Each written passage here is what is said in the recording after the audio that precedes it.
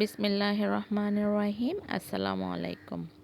Welcome back to my channel. কেমন আছেন আপনারা সবাই?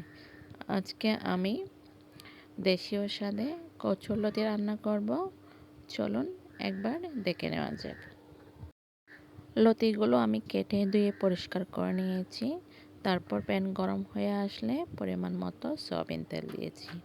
তারপর দিয়ে দিয়েছি 2-3টা কুচি করে কাটা রসুন। তারপর দিয়ে দিচ্ছি পেঁয়াজ কুচি।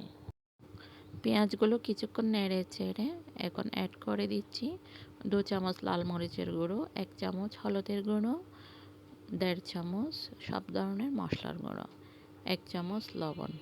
তারপর সামান্য একটু পানি অ্যাড করে দিয়ে মশলাগুলো কষিয়ে নেব।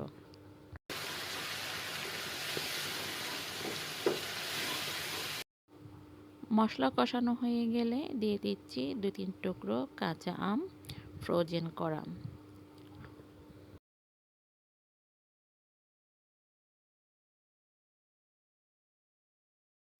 কাঁচা আমগুলো দেওয়ার পর ঢাকনা দিয়ে ঢেকে আরও কিছুক্ষণ কষিয়ে নেব। কষানো হয়ে এলে দিয়ে দিচ্ছি কচুর লতিগুলো।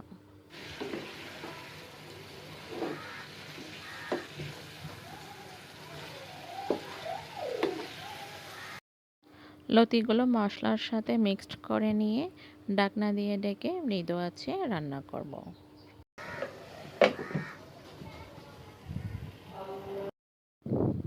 4-5 মিনিট লতিগুলো কষানো হয়ে গেলে এখন দিয়ে দিচ্ছি আরও একটু পানি। এটা আপনাদের পরিমাণ অনুযায়ী। আমি সামান্য একটু দিয়েছি, আপনারা চাইলে একটু ঝোল ঝোলও রাখতে পারেন।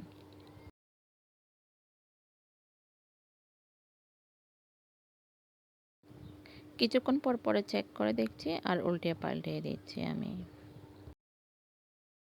এই তো আমার লতি রান্না করা হয়ে গেছে।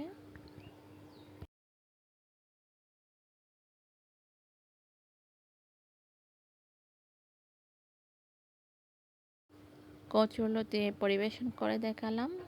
কেমন হয়েছে অবশ্যই কমেন্ট করতে ভুলবেন না।